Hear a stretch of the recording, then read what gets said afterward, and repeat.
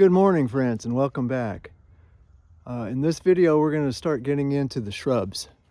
And the shrubs, to me, that's the exciting part of a food forest. The shrubs is where you begin to differentiate your garden from just a plain old orchard. Okay.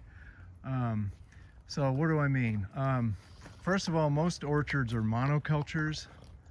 So an orchard of peach trees, that's just nothing but peach trees out there.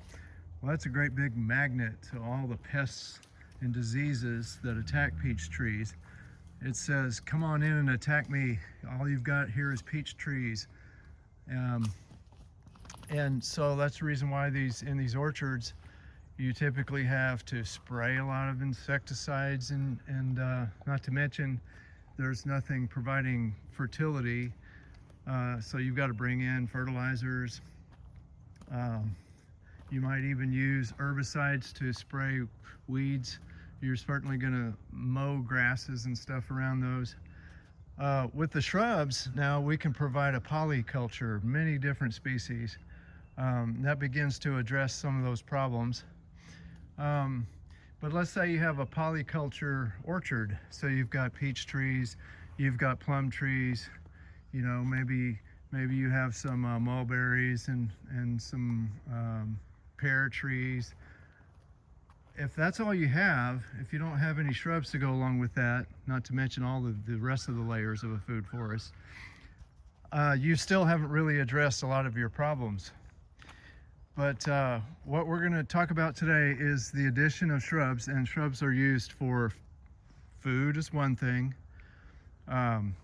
Pollinator support is a big one. So just shrubs that have lots of flowers that support pollinators. And then another very important one is soil building and fertility. So you can accomplish a lot in all three of these areas with your shrubs. So let's talk about that. In the first two videos on food forest design class, you know, we talked about site assessment and the placement of your large trees. And you know, we want our large trees spaced in such a way that when they grow up and get big and become mature trees, that they're close enough together that they're filling in the space, but not too close together where they're interfering too much with each other and shading each other out. But when they're small, they're not going to be anywhere near getting too close together and shading each other out. You know, you take this mulberry tree right here. It's a small tree. It's about over 7 feet tall, but it's still a pretty small tree. It's not creating a lot of shade or anything. So where's our next nearest tree? I don't call figs trees, really. Figs are too short. I call them just shrubs, big shrubs. But there's a tree right there. There's a jujube tree. So it's a proper distance away from this mulberry, because when both of these trees are full grown, big mature trees, up here the branches are going to be touching probably. But that's going to be many years from now. Okay, so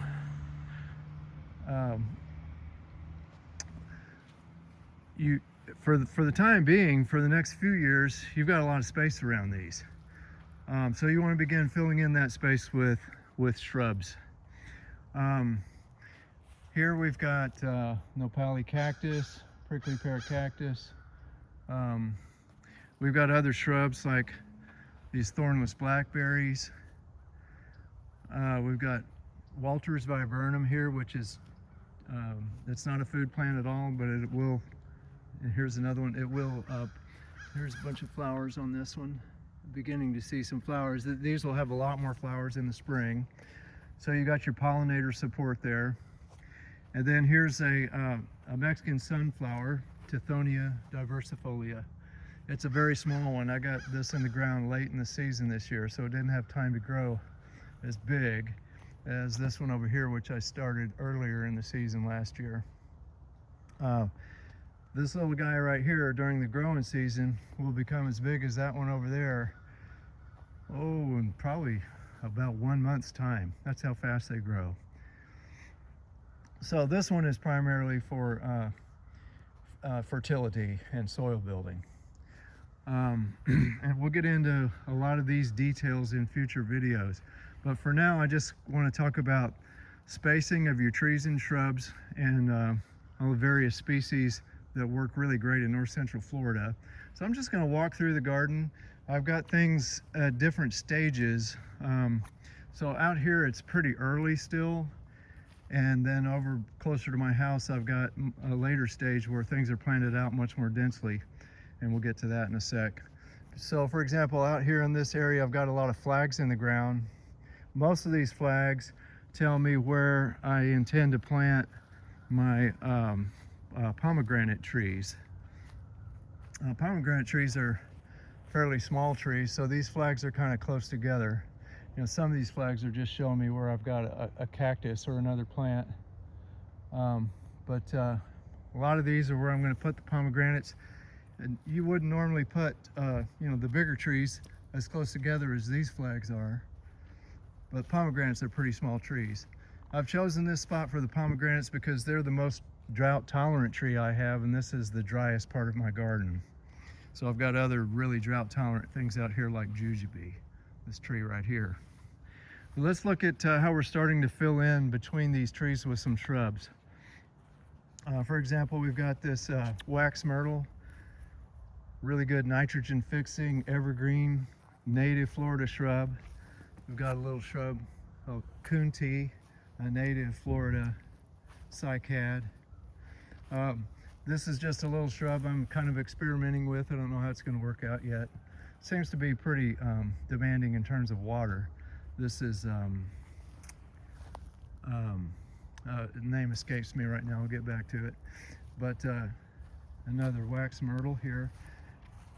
This will eventually become a tree if I let it grow tall and I don't prune it. That's Yopon holly. But for the next many years, it's just going to be down in the shrub layer. So you can kind of get an idea of the spacing. I've got a flag right here. That's a good spot for something, and I think I'm going to be putting one of my pomegranate trees right there. Here's a Mexican sunflower that had time to grow a little bit last year. These even had time to not just grow, but I actually pruned them till where I cut it off and used them for chop and drop mulch. And it grew back. So the thing I see here in this spot is I don't have nearly enough Mexican sunflowers out here yet. It's way too bare. There's a pretty big one over there, but I've got some small ones planted in here. So there's one right there. It's pretty small, and yeah, they'll get big and start making this area look more like a sort of a forest look. But even when the Mexican sunflowers are big, that's temporary. Because when I prune them, when I cut them back and use them for chop and drop mulch, you know, it will look like a forest before I do that. Like for example, way back over there where I've got a bunch of big ones. Looks kind of like a forest over there now, but once I get them cut and use them for chop and drop, there'll be almost nothing left of them. They'll be maybe 18 inches up off the ground, and that's it. So they give you the feel of a forest in the early years of your forest until your other trees and shrubs get bigger. So I've planted a few of these back here. Let's just go through and look at them. This is Sweet Viburnum. There's Mexican sunflower, and there's one. So there's a few back here that you don't see yet because they're just, by the way, that's a beautyberry shrub right there.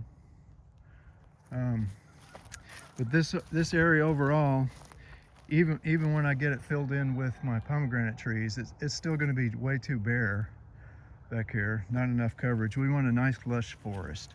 So we're going to be putting in a lot more Mexican sunflowers to help speed that up and make that happen. We do have some interesting volunteers, like beautyberries that are volunteering, like that one I flagged, and that one. But I've planted more Mexican sunflowers back here. Here's another one. And there's another one. These got in the ground late in the season, so they didn't get that big yet. We've got more nopali cactus, and then all along this fence line we have small Mexican sunflowers there, and all the way down the fence line.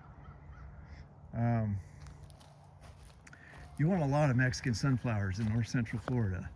This is the tree that's really going to allow you to get the fertility and the coverage and the shade, the moisture retention. All of those things happen if you plant lots and lots of Mexican sunflowers. But there's plenty of other shrubs though you can also plant. Covered a few. Here's a really nice one here, the winged sumac, and pineapple guava. I remember the name of that one bush. It's called glory bower. Again, I'm just experimenting with that. I don't know how it's going to work out. I thought it might make somewhat of a good chop and drop mulch plant. Here's what I've found out about this one so far, and this is it right here. They sucker.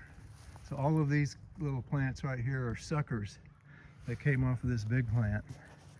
You know, so that's where it sent roots through the ground over here, and then this one popped up on that root. All of these plants are actually connected together to this mother plant right here as suckers. If you want a lot of biomass, suckering is a good thing because you got all that material that you can chop and drop.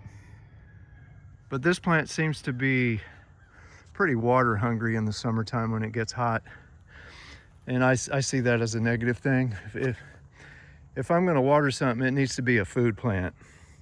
Okay, support plants, they've got to help me. I don't need to be helping them. So the jury's still out on glory bower. I don't know if that's going to be a good plant. More shrubs over here, so I'm going to back this off a bit. Saltbush, a native plant, pollinator support plant. And pollinator support plants are also bird support plants. Birds feed on their caterpillars. Wax myrtle. Now we're back into a food plant, native Florida blackberry. Some more nopali cactus, some more beautyberry. In with these figs, we've got a wax myrtle. Thornless blackberries. Another saltbush. Another winged sumac. Nopali cactus. There's a tree. Another Mexican sunflower.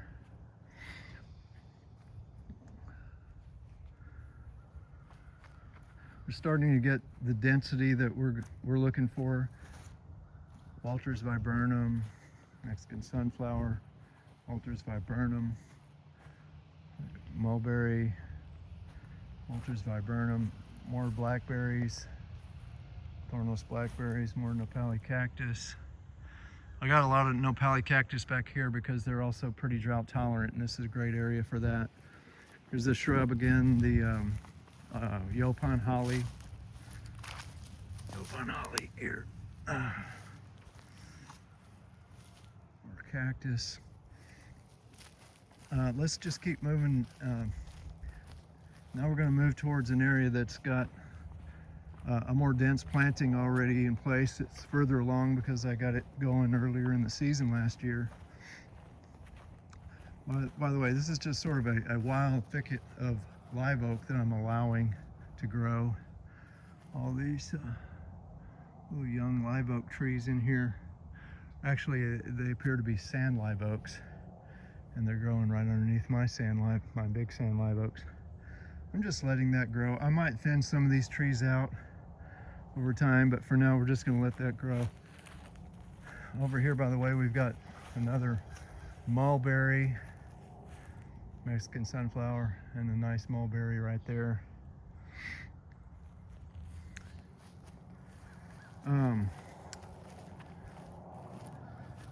So this is going to be a big tree, this loquat here. This area that I see around it, it's too barren. I'm not seeing enough planted here yet. And in the summer, this is going to be a good sunny spot right here. This is going to see sun for many hours a day in the middle of part of the day. So right here in this spot, this is actually a good spot for more things, smaller things, because I don't want anything real big right next to my big loquat. But so I don't know, we'll see. I might end up actually putting one of my pomegranate trees right there. Actually, it's looking like a pretty good spot for them. This is the native Florida coral bean bush, little nitrogen fixing native bush. Okay, another winged sumac. Okay. There's a nice little plant for pollinator support. Tropical sage. So let's look at this area. The Mexican sunflowers are bigger, starting to look more like a forest over here. Again, that's temporary because as soon as I prune those back, that feel is gone and that shade is gone. And that gets into the timing of when you do your chop and drop, when you do your pruning for that. And that's the subject of another video. We'll get into that later.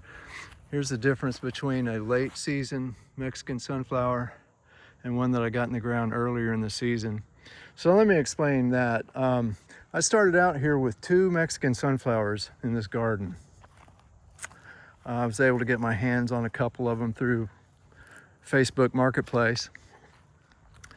They had to grow for me a little while before I could start taking cuttings off of them and propagating them. I'm up to about 40 plants now, and that was all just last season's cuttings off the 2 original plants.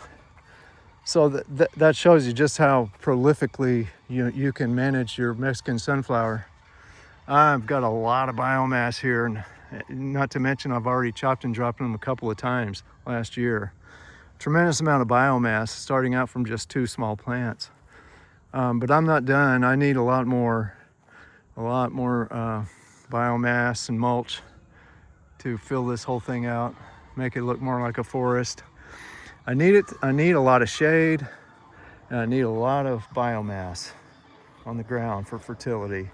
So the Mexican sunflower is primary plant you can use to help make that happen.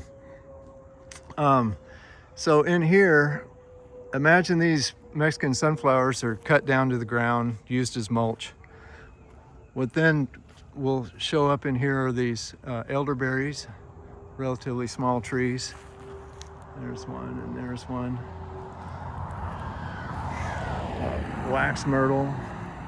Again, wax myrtle, you can grow up like a tree or you can keep it small like a shrub. It's a good idea to prune it and use it for chop and drop because it's a nitrogen fixer. This you can't hardly see because the leaves have fallen, but it's a persimmon, a Japanese persimmon. This one's called Great Wall. It's a little tree. It should put on some good growth next year, hopefully. There's a nice plum tree. It's actually the tallest tree I have out here. If you look all the way out to the end of this branch, that's way up there. It's over 8 feet tall. So that put on good growth last year. It was probably only about 3 feet tall when I planted it. Nice low chill hour plum tree. You know, we've got blueberries. So again, food plants like blueberries in the shrubs, support plants like wax myrtle. Notice I don't do a great deal of, or any really, mulching around the support plants. As I mentioned earlier, the support plants are here to help me. I shouldn't have to do work to help them. That's your thinking on deciding what works good as a support plant. You don't have to do anything at all to help Mexican sunflower. This thing grows so well. There's no mulch. I don't water them. None of that. So yeah, they're here to help me and help this garden. And I'm gonna take that material and mulch this Fuyu persimmon right here with it, and thereby fertilize and mulch this tree. I'm gonna water this tree. I'm gonna spend my time helping my food plants coming along I'm not going to spend time on those except to harvest their biomass and use it for my mulch. Peach trees over here, they're dormant of course this time of year. So taking a span of this area, you got a peach tree there, another one over there, and another one way over there. You've got Fakahatchee grass, and that's for soil building. That's for chop and drop mulching. And we'll explain some more about that on another video when we get into that. And then you've got all these Mexican sunflowers. It's starting to give it a shady, foresty feel in here. You've got all this line of blueberries in here. They don't look like much yet. We just planted them last year or earlier this year. We've got the Florida red mulberry there, so that'll be a big tree that'll take up a lot of space in here. Start to cast a lot of shadow, but that's down the road. So what I'm seeing right in here, Fakahatchee grass here. This is, by the way, these peach trees, they don't live that long. So within a few years, they're going to be starting to fade. And by then, this American persimmon right here, this American persimmon, which is the tiniest little tree in this whole area right now, the tiniest little plant, really, it's actually going to become the biggest plant in this entire area of the garden right here. So now let's get into, I was starting to say, so here's a space right here, just backing off of this.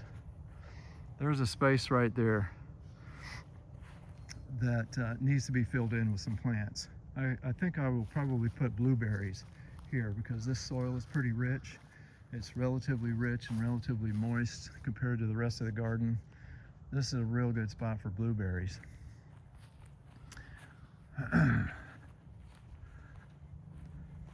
You know, if you love plants, and those of us who love to garden, we're like plant collectors. Food forest is the best thing you can do if you're a plant collector, because you'll always find a spot in the food forest where you can put some more plants. This is starting to get filled out nicely in here. We're getting down into the herb layer with these tropical herbs. Let's move it around.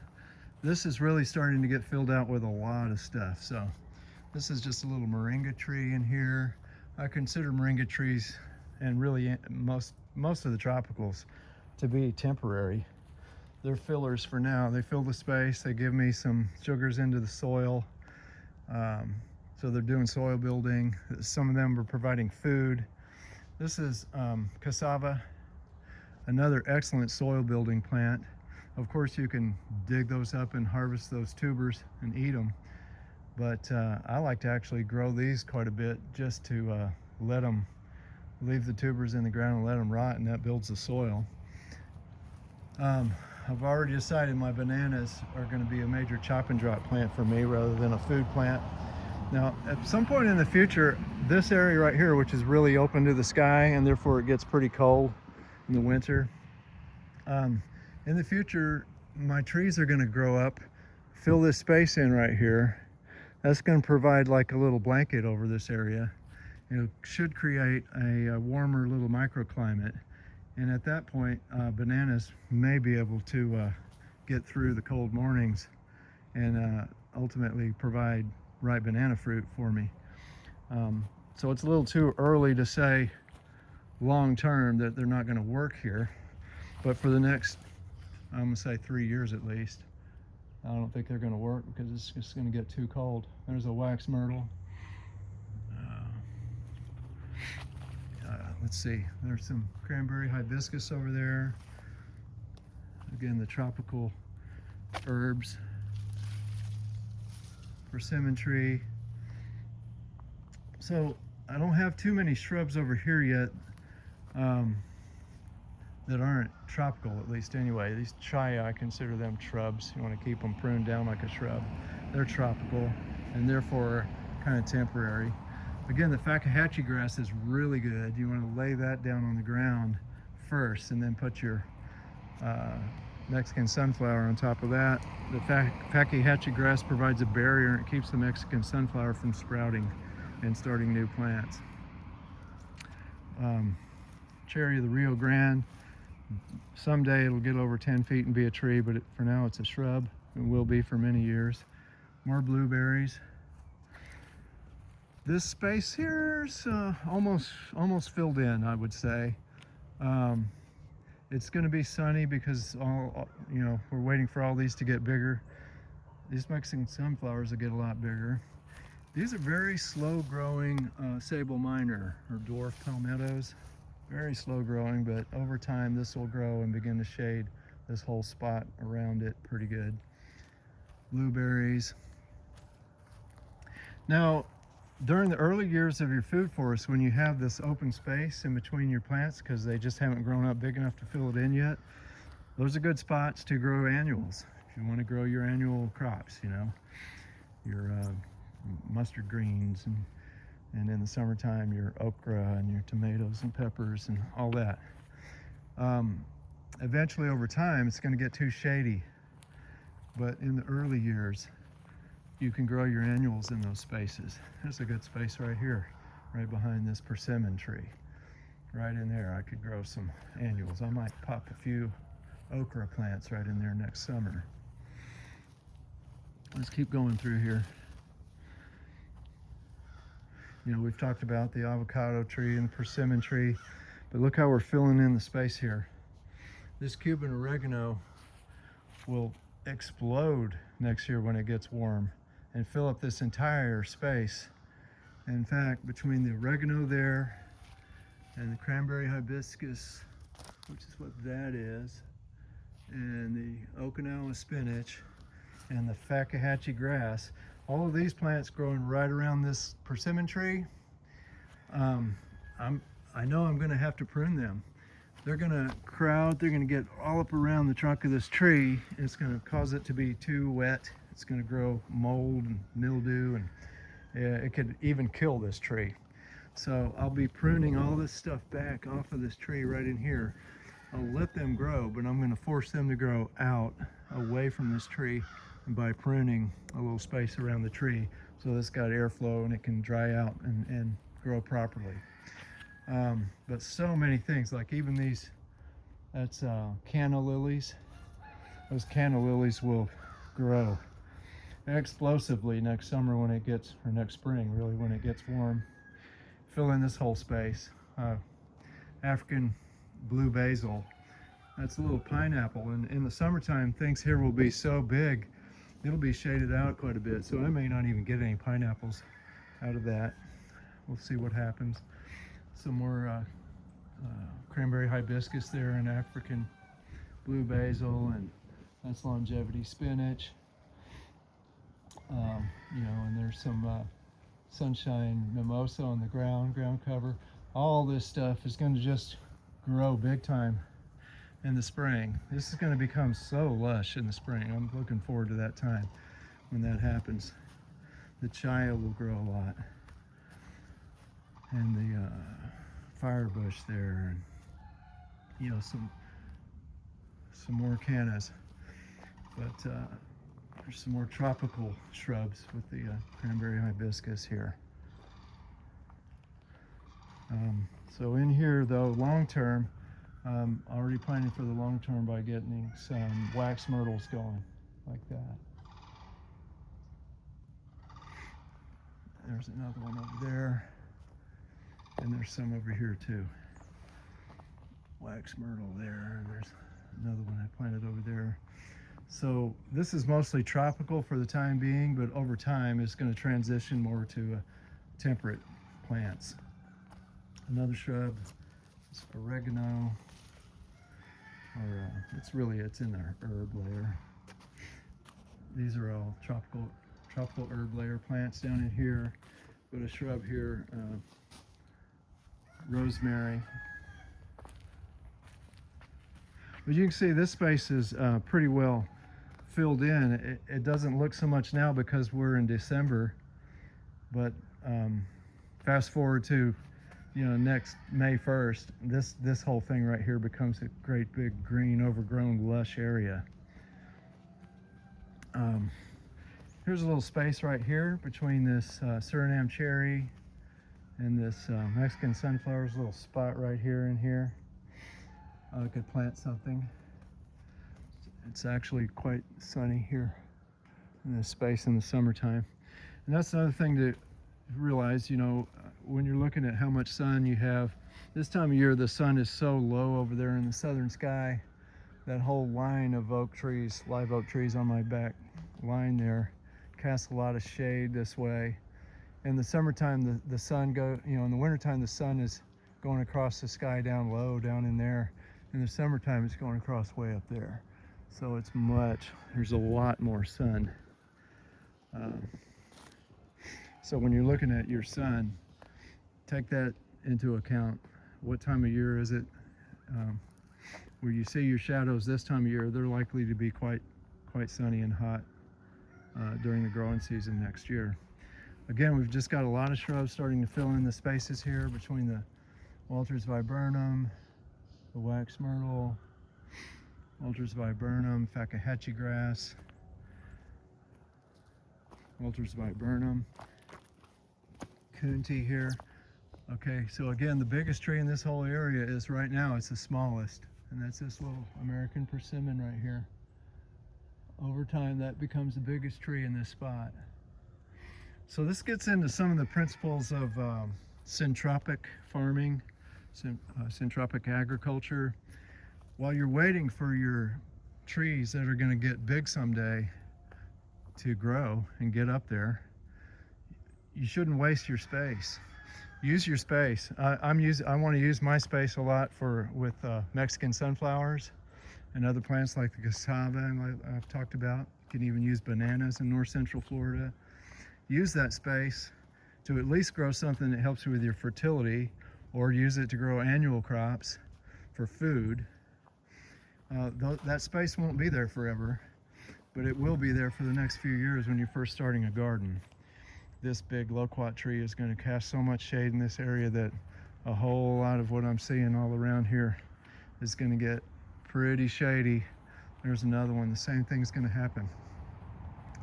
Now this winged sumac is a little bit south of these two loquat trees here, so it's still going to get some sun right there. You got to look at your directions. So I guess we'll call it for this video. There's so much to talk about. You've got food plants, you've got fertility and mulch support plants, and then you've got your pollinator support plants. A lot of these shrubs have flowers for your pollinators. So we'll call it for this video, and we'll pick it up again with the next one. Thanks a lot, everybody. Happy gardening.